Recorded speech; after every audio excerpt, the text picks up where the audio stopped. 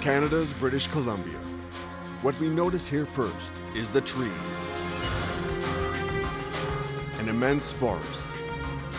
It was written that here men would exploit this wood and that it would be at the heart of their economy and their life. They had to chop the wood down, transport it, and then transform it. It created a whole new type of job. And the ocean is at the heart of this process. To tell the story of the people who lived and sometimes died here, one only needs to follow the path of the logs, from the forest to the factory.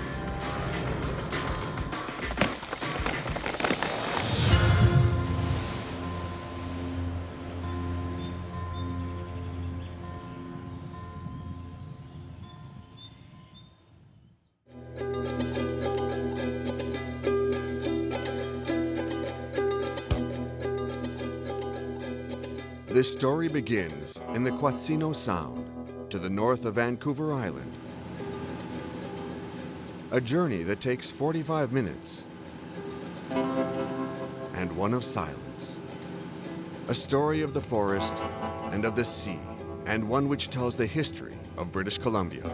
Well, it takes a lot of nerve and confidence, and if you're gonna sign up for it, you better be willing to eat it, sleep it, and drink it.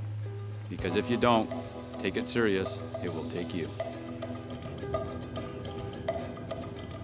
A dozen men are aboard the boat.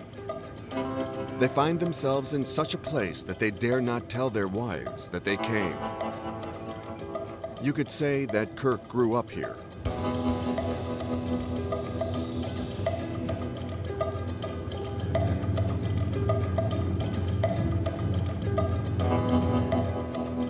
You have to be there 100% all the time, and you better have your game face on, because if you don't, the game's over. It's that simple.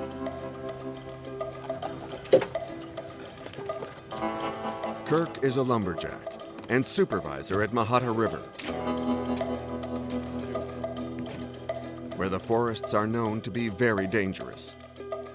For us, this is a very foreign world. So you got a bear? I did. What, a 3-year-old? Todd was saying this morning, his last day he got home, seen a big grizzly in his lawn. Yeah, there There's was. a grizzly in High Creek. There's a grizzly. Yeah, I know. They said they've been moving over, eh? Yeah, we got those ones in Hardy. A supervisor at Mahata River ensures that things run smoothly, or at least as smoothly as things can possibly go. Kirk is in charge of appointing men to the different cutting areas. There's probably going to be some hazards in there. Probably just what I got written here. Let's see. Jackpots, heavy leaners, loaded limb tide, loaded blowdown, slippery soils, check footing, possible overhead debris, block prone to very high winds. Take caution with all the above. Contact supervisor if cannot be safely managed. Plan will be put in place to safely manage. And sign that. How far do we before we reach the block?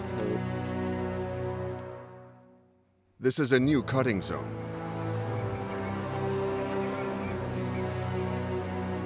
They build a route for the wood, but it will also serve the lumberjacks. The zone is at the top of the hill, which is the worst possible place it could be. See those trees up along that edge way up there? Now those won't be very, what I call, not user-friendly. What happens with those is they could be all rotten around the outside, and as you're starting to fall them and you're starting to let them go, they're very weak up top, right? And they could collapse. So.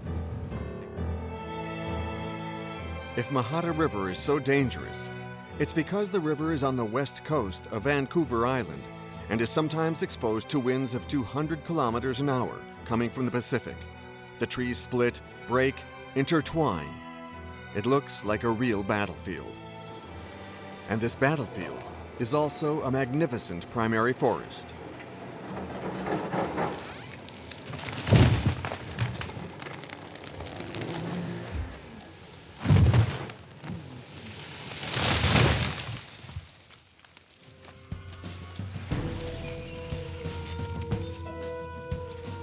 We cut guys like this on a fairly regular basis. We've had them up to 20 feet across. And they're probably around, those ones there probably be closer to like 1,200 years old, possibly even older. So that's a pretty old tree. But I find them really challenging, and I like them because of that reason. They're challenging. They make me think. They keep me on my toes.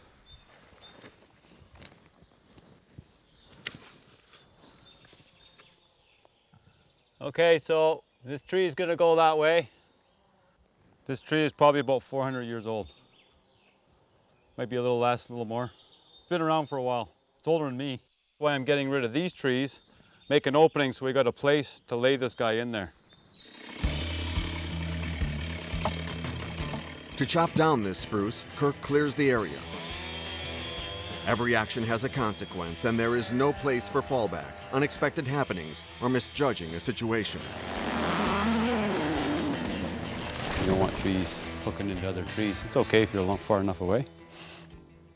But if you're too close, the top will break off as the tree's catching it and it bends over, the one that's not cut, bends over and then it slips through. The other tree goes and that one comes back, top breaks off or limb comes out. Guess where you're standing? Bullseye. I don't like being bullseye.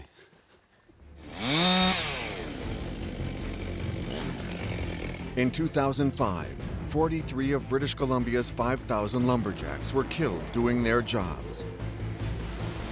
And just last year, there were 2 fatalities at Metre River. You know, I would say any faller in his career has probably had situations where it probably wasn't good and thought maybe he got lucky, or maybe he just made that last little move at the last second and got out of the way of harm's way and managed to live. Yeah, I can think of a few times in my career that I should have been squashed like a bug, but I didn't.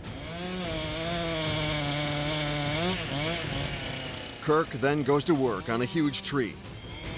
In a short space of time, half an hour, he will chop down a tree 45 meters high and weighing 40 tons.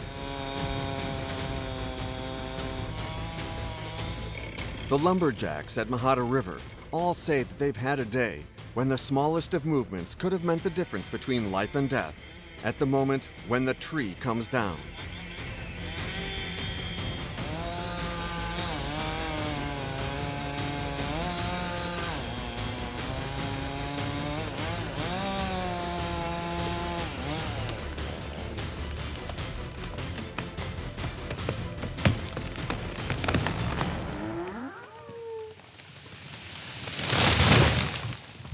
The spruce is down.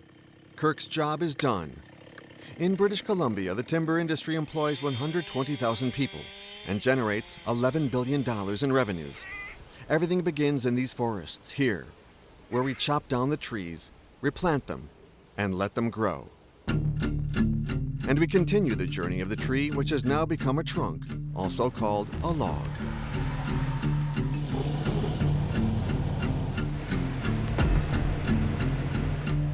A log which we have brought down the mountain. We bring it carefully down to the sea. Where's Leo? Hey, Leo, wasn't expecting to start back.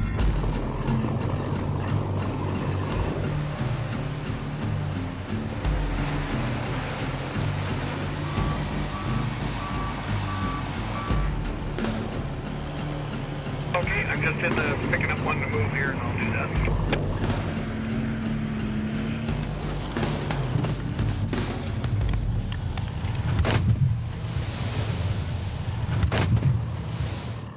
Once they're in the water, men like John take charge.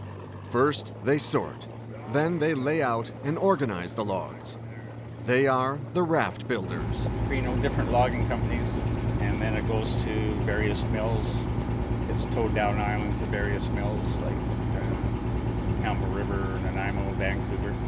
It's cheaper to boom it up and tow it here than it is to truck all this wood here. They can move larger amounts of wood at once more cheaply. That's why we boom it all up. Only in British Columbia do they transport wood in this fashion. There are also huge boats, but the rafts are still the norm. This is where Andy comes into play.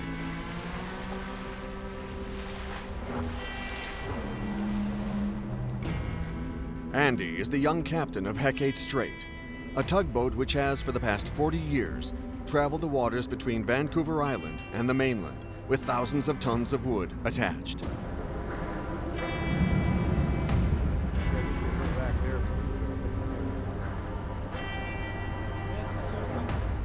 There are 5 men on board Hecate Strait. Grayson is just starting out. John is a seasoned open-sea fisherman. And Dennis has always lived this way.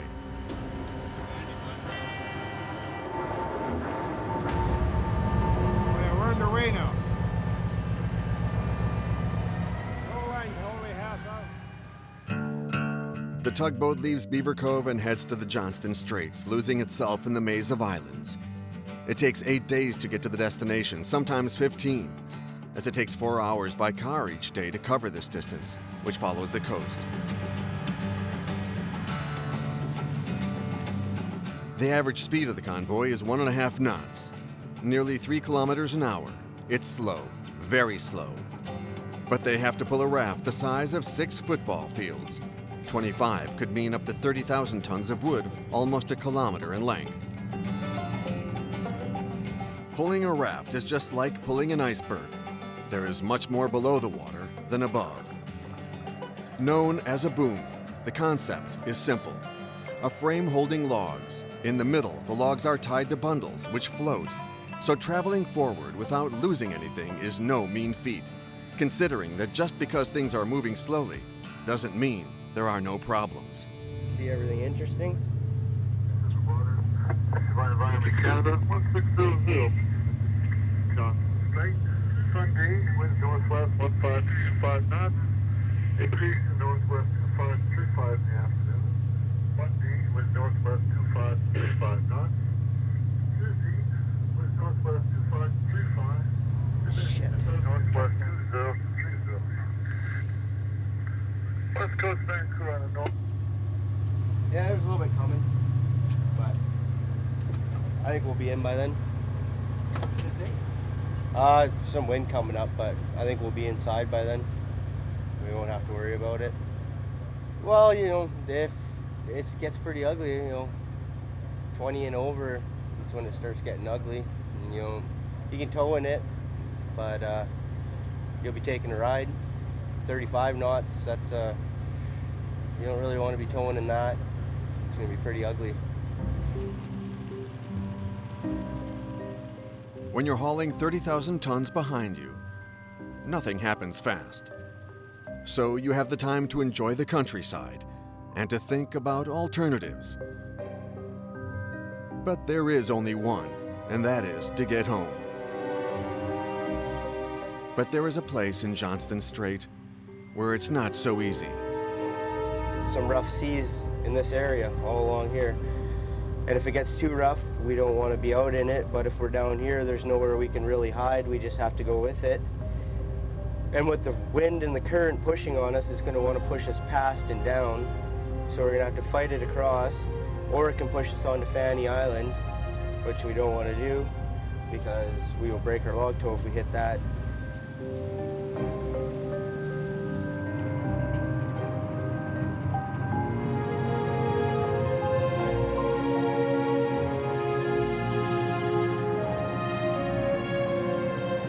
Very big responsibility. Yep, there's a lot of wood back there, a lot of money. It all comes down onto me if I get her there in one piece or not, and yeah, a lot of responsibility.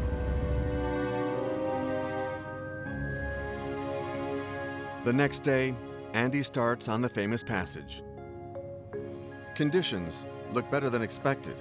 Everything looks good. Well, almost everything. Andy, this is the log outside or a bundle there on the port. What's that? I see sound. Is there the log outside there on the port side or is it bundle floating? Oh yeah. Holy Christ. Oh, we're losing bundles.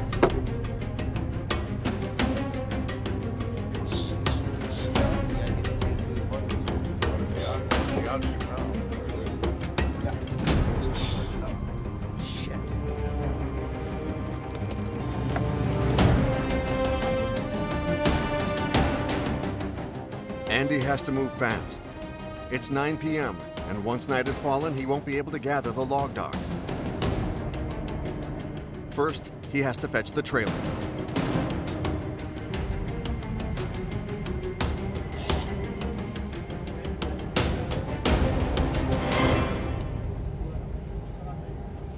Just got to get some ropes ready and tie everything in. And yeah. The only thing is this wind pushing us down there so far, right? And I'll give you an update on the traffic for the next. I don't know how that happened. There will be two southbound cruise ships. It's not that rough. Weird. Andy lets the raft drift in the strait. He chases down the log bundles separated from the raft. The wind has come up again, and time is of the essence. When you're captain of a ship, it's never good to lose some of your cargo. John, who is the most experienced of the crew, jumps onto a lost bundle.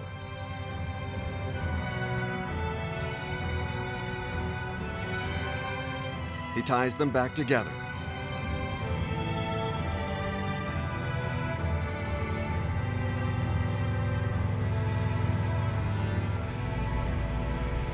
Just chuck them that off there and then grab a long rope and then just run it through both bundles again and tie it off to the boom.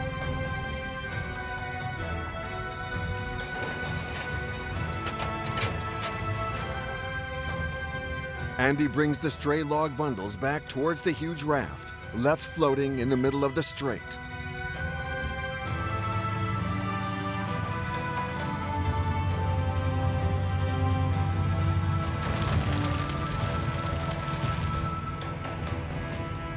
Some of the logs are damaged, but that's something to worry about later. For now, the logs just need to be attached. It's not the time nor the place to make it look good, but rather just to make sure it holds, so they can get out of here as quickly as possible. Even if you just tie it to the head end there, it'll be fine. No, it ain't good. It's pushing me down so far. Hey, John, go under that way and up to that rig up there.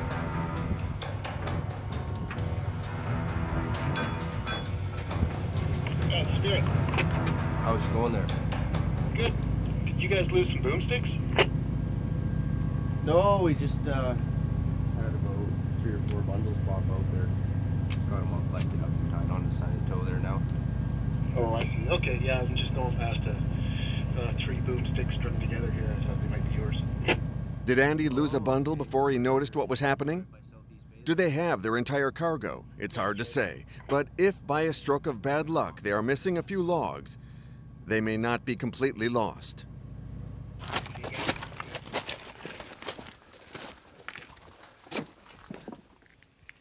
Yeah, it looks good. It's probably going to be low float. You can see the green on it. It's a hemlock. We'll see how it floats when it gets in the water. That one's a hunk of junk. And this one, a small hemlock. Hopefully it floats okay. We'll pull them off.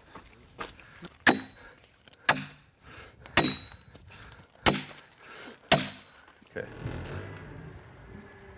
All right, hang on.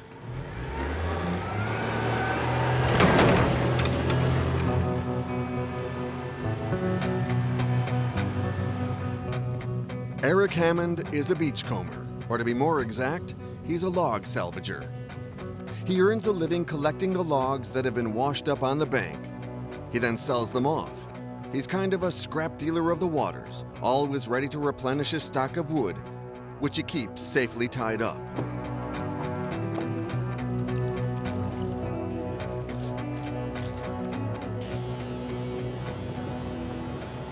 Eric lives in Howe Sound with his wife and 2 children. He's hoping that he'll be able to go looking for logs tonight. Earlier this afternoon, might be swinging around. The westerly is good weather, southeast brings rain.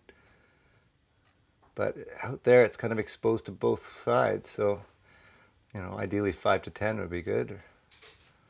But it might be workable. I don't know, we'll make the judgment call as we get out there, I guess. But it's not as bad as it could be, so let's promising.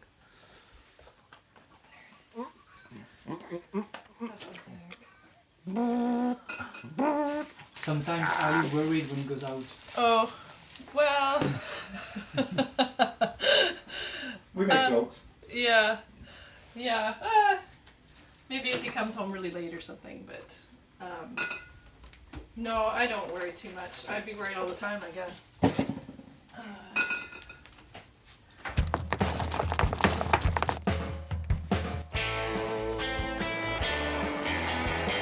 The conditions are just right, and Eric doesn't waste any time. When you're a beachcomber, you have to be ready to take off quickly.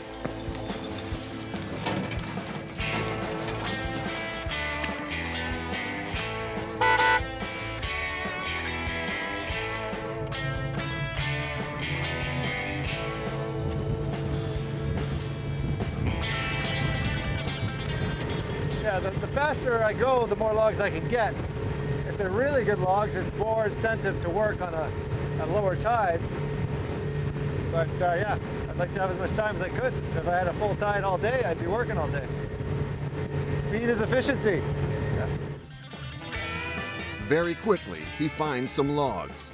He's good, or maybe just lucky. He's here. This is good.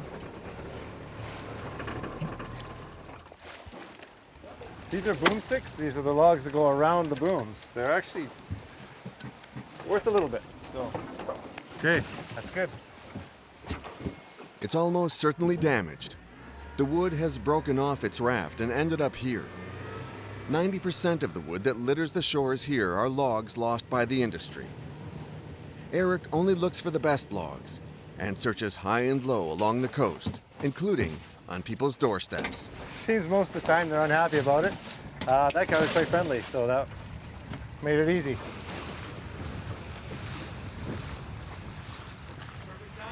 Thanks. Yeah, they think it's their log, or I don't know, they just seem to get angry really easily. They don't understand that I have to pay for a license and this is my job. They don't understand.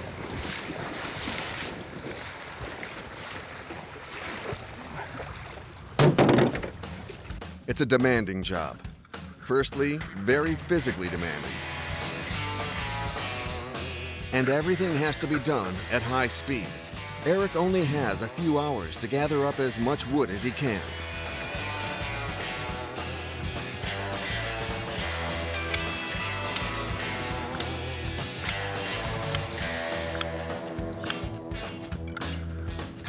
The life of a beachcomber is rather solitary.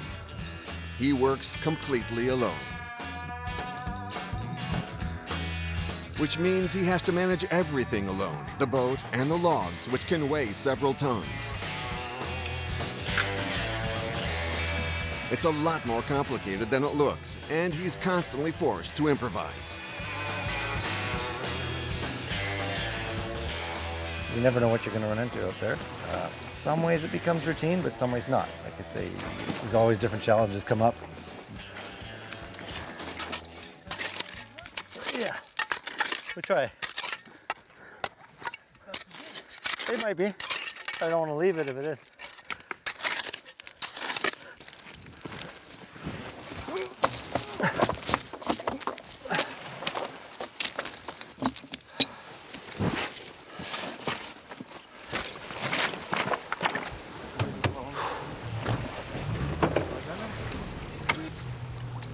Don't stand there. If the rope breaks, yeah.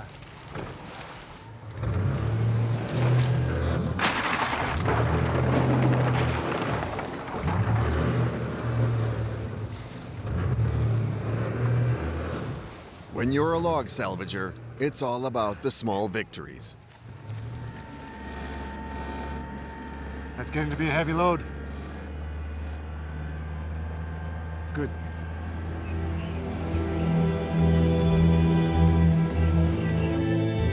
Tonight, the haul's been a good one.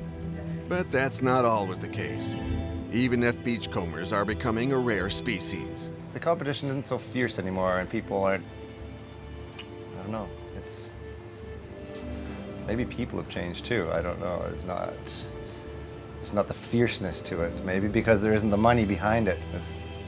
Money makes people do funny things, so maybe that's it. Maybe since we don't get paid as much, you just don't have the incentive to get out there sooner and faster.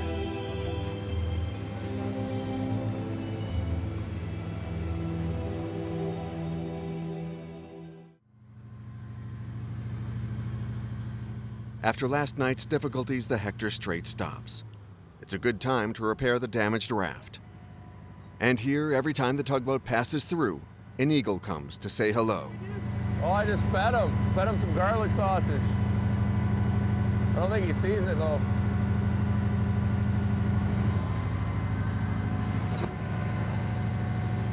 About a half a mile back, he'll come and land on the tow, and then right here at the water hole, he seems to be here every time. It must be his home.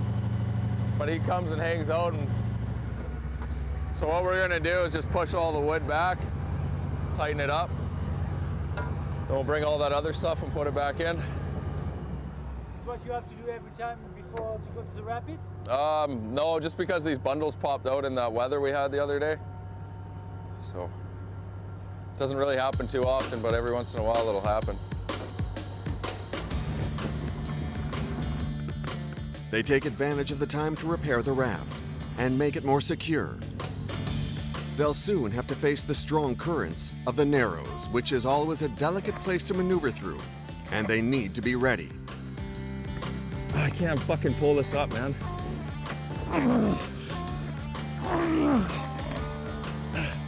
Working on the raft is very physical. You gotta go back around the stick. The choke just came undone. Andy helps them. He pushes hundreds of tons of wood with the tugboat, while his men are balancing on top of the raft. This requires a certain amount of finesse.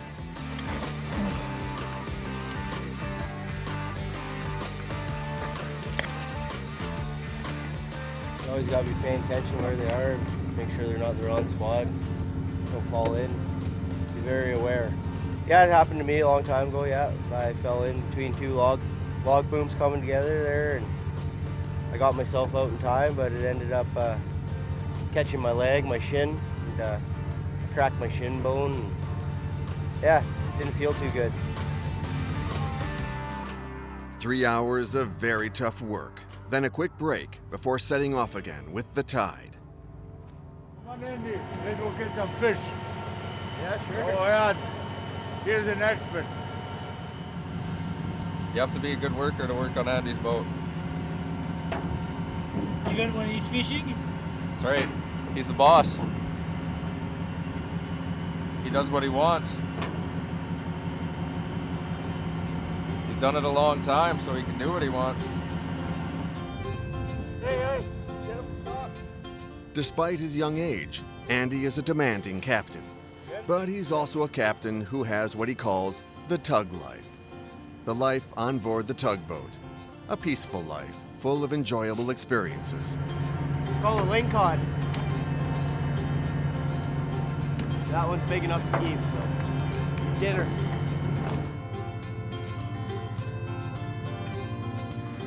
The Hecate Straits continues its journey.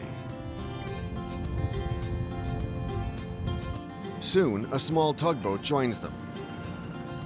It's a boat that will stay with them in order to help the journey across the Seymour Passage, also known as the Narrows, where only the most experienced captain dares to go with this big a cargo. Hey there, Bill. Yeah, go ahead, Andy. Yeah, that was a pretty smooth shot there. Everything went good, eh? Yeah, it's not something anybody can just come do. Like, Andy's probably been doing this for probably about a good 10 years now. Ever since I started coming out working here, I actually started working with him. Yeah. So yeah, there's a lot of stuff you need to know.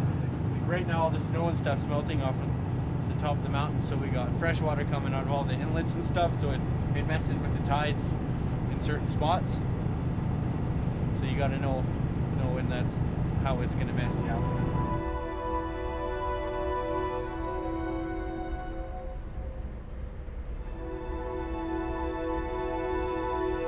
When I first started, You know, the first few times going through the rapids by myself, yeah, it was a little overwhelming, I guess.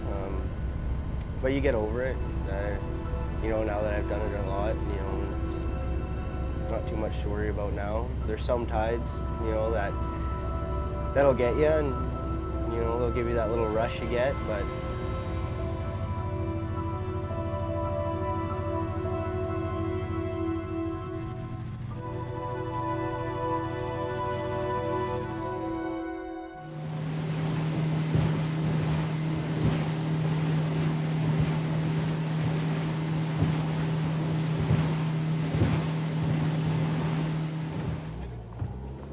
in Howe Sound, Eric the Beachcomber has a visitor.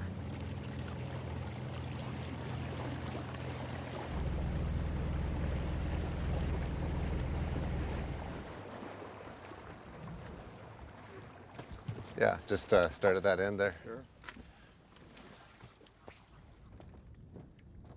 Sometimes I am disappointed. I think that a log was going to be bigger than it was, but you know, he has the final say. So yeah. Anyway, I've got to kind of make sure that he gets them all, so I'll kind of feed them to him as he needs to see them. So.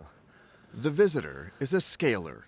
He assesses the wood, and it is his evaluation that turns the wood into money for Eric when he sells it. The man is independent. He does not directly work for buyers, and thus he is impartial. It's a mix. Some of these high floating logs are a good quality wood. Some of the ones you see that are floating lowly, not so good. So you have to say what kind of wood it is, the Yeah. length and the size, and That's right. The species, the length, the top, the butt diameter, and a grade that's afforded each log, having to do with its value.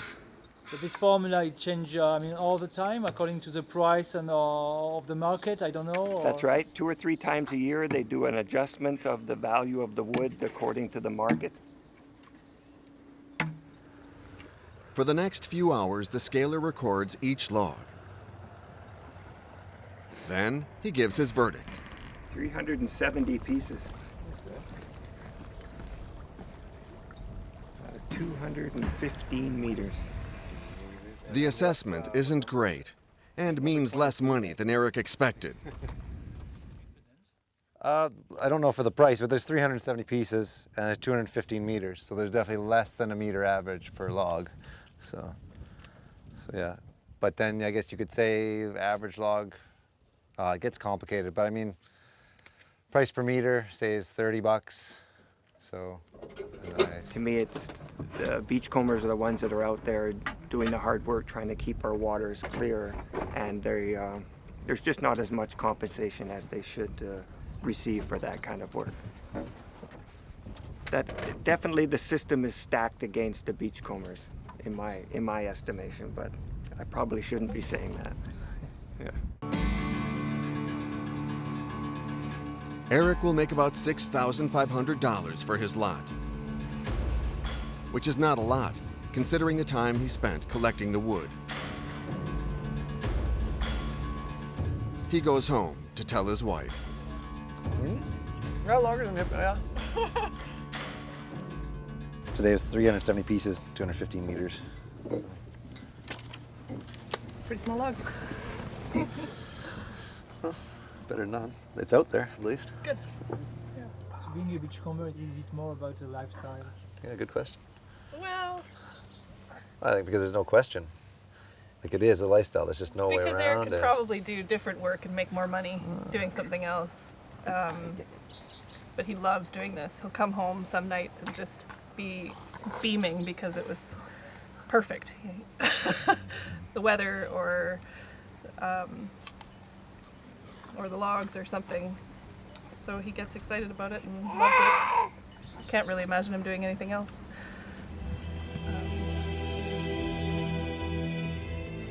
We often hear about the call of the sea, an irresistible urge to go to sea. For Eric, it's clear that he feels the call of the beachcomber, a need to hunt for logs.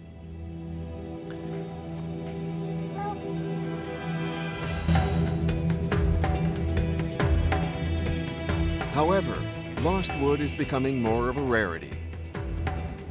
Fewer forest areas are being chopped down, and technological innovation means that there are fewer logs lost at sea. Rafts are more solid and better designed. Things are also changing in Howe Sound, which was once known as the beachcombing mecca of British Columbia. Definitely higher end. It's very expensive. There used to be a lot of cottages along here, but they've all been bought up and giant mansions put in their place. It seems to me that an attitude comes with it. I hate to say it. That's what I've run into so far. For example, just to get an idea, what is the kind of price of this kind of house over here? Oh man. Easily $1 million, $1 million, easy, easy. Yeah. I'm never gonna buy it, so I don't need to know.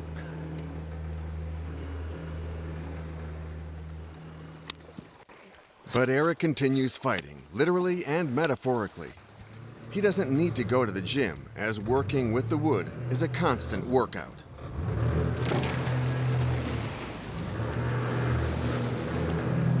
You bastard!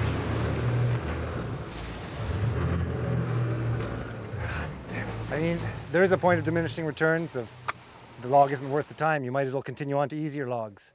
That's just something you have to make that judgment call at the time and just give up. Or if you are stubborn, sometimes you just keep working on it and don't let the log win. Depends how I'm feeling. Eric's a rare breed of beachcomber, as he continues to earn his living the same way his father and grandfather did before him. But the way things are going, he's becoming more and more comparable to the last of the Mohicans. If the job goes away, we'll see if I stay sane.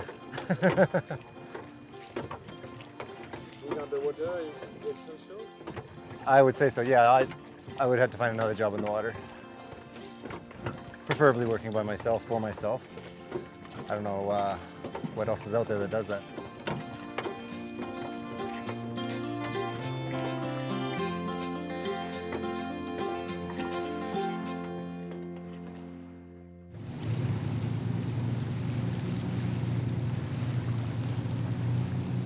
The Hecate Strait arrives in the infamous Narrows, a dreaded route.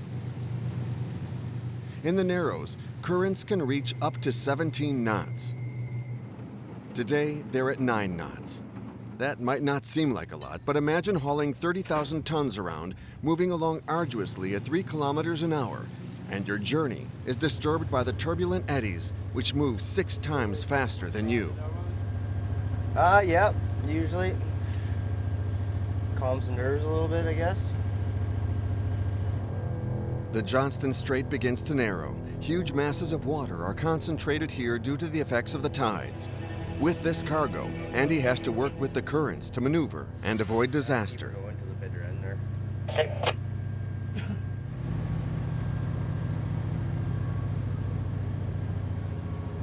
The current is pushing him. The raft is gathering speed. Andy begins his maneuver. Okay.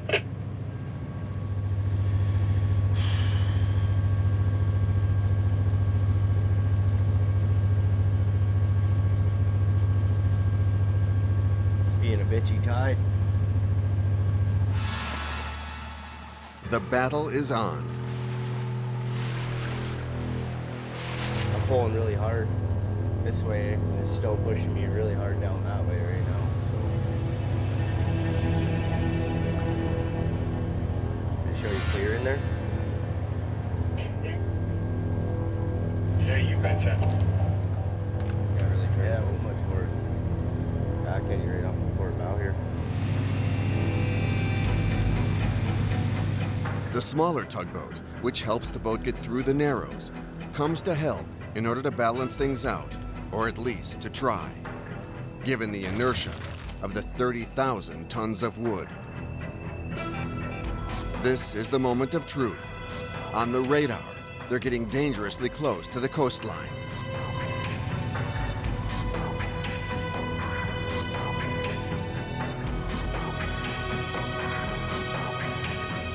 Andy is worried.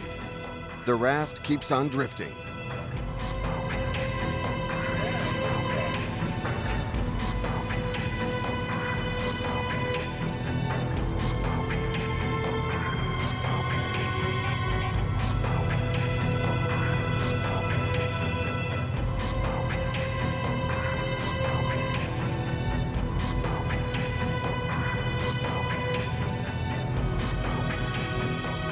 Finally, it gets back on track. The key is to stay in front of your toe at all times. If your toe passes you, then you're in trouble. Yeah, hard part's over.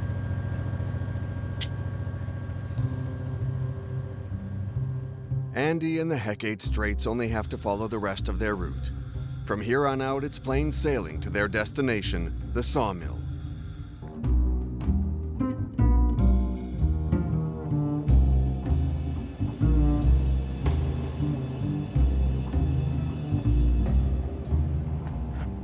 John's next job is to supply a sawmill located on the edge of town.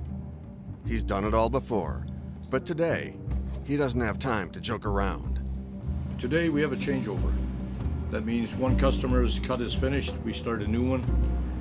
We're a little bit behind. Morning, Charmin. How's it going? Good? Good deal.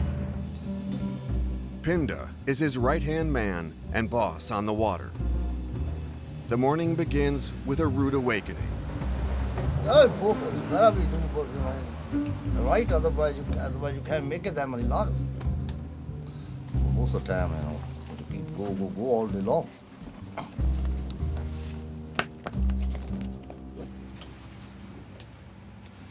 We sorted out the tags. There's 10 and 15, 10 and 5, 15.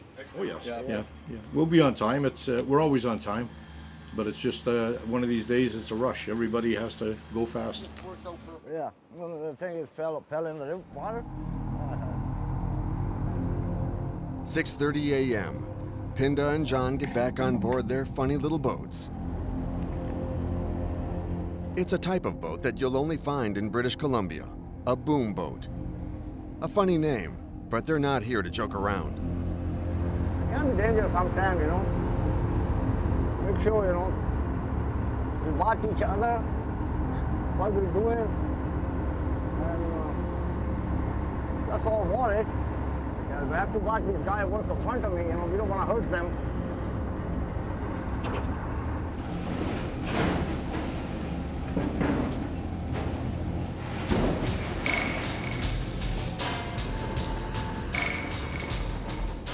The race against the clock begins. They only have a few hours to collect, sort, select, and calibrate all the wood which is gathering in the Fraser River at the foot of the sawmill. Just a few hours to supply the factory and free up the zone for the next load, which is about to arrive.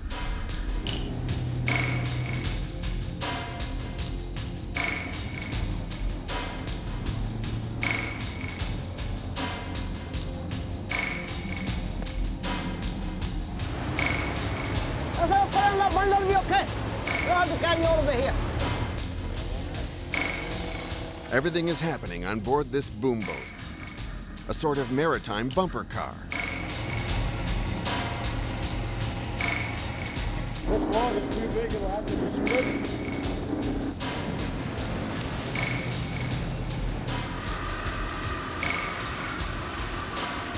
We also have to watch we don't get the logs running into the splitter saw. That could cause a major problem.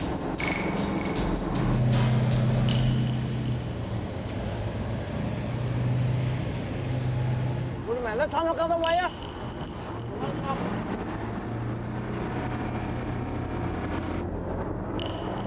So in order to drive these boats, we normally train our people first, cutting bundle wires, pushing logs, and then after about a month, we'll get them in the boats. So it might take 2 or 3 months before they're fully qualified. The job actually is not too difficult, but you certainly have to know what you're doing. Mid-morning, they'll take a break, and they'll take notes on the logs they've treated and those that are left to do. The one with 14 bundles? Well, there should be one with 14 bundles and one with 19 bundles. Oh, you mean which boom will be on right now? Yeah, no, we just finished that one, right? We just started this one? Yeah, we on the 14 bundle, yeah. We on that one, then... Okay, we're on the 14 bundles? Yeah. Okay, then that's... Yeah, 66. Yeah. Now is the best moment to find out a bit more about them. Because last week we working midnight, Friday, Thursday night. That's why we got a little bit behind. Okay. My family like in third generation here, but I'm born in India. When I was a little kid, my dad died, and he used to be truck driver here. And my brother worked in a sawmill. That's the only thing we know. Now the new category: lawyer, doctor, drug dealers, all kind of other stuff. There used to be quite a few up and down the river, but they gradually gone away. You know, they've been shipping an awful lot of raw logs from Vancouver Island.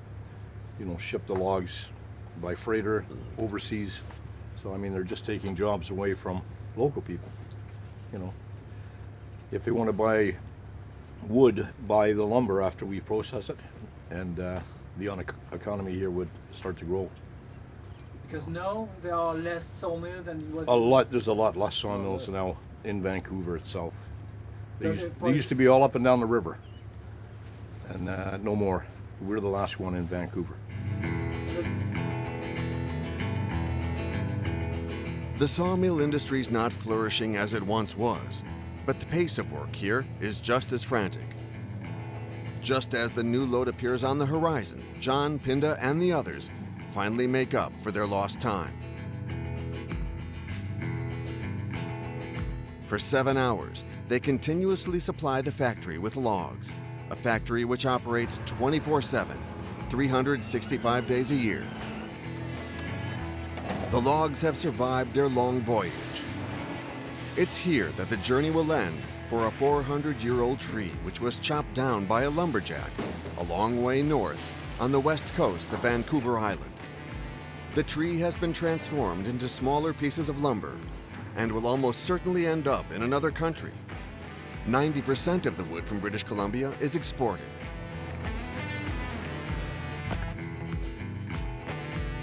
And during this time, Eric collects the logs which have washed up on the shore during their journey up the river.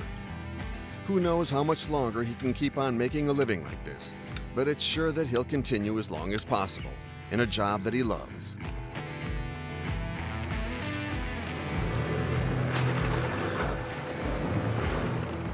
As for Randy, he's taken on a new role. With every voyage, he gets more experienced. The Johnston Strait is his kingdom. In the north of Vancouver Island, Kirk chops down trees in the great forest of Mahata River. The trees are felled and carried down the mountain to rejoin the river. This is the eternal cycle of British Columbia.